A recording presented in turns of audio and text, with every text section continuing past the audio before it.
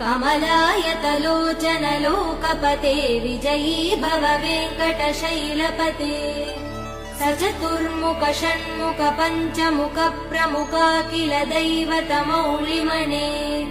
शरणागत वत्सल सारनिधे परिपालय मां वृषशैलपते अतिवेलतया तव दुर्विषहै अनुवेल कृदैरपराध सदैः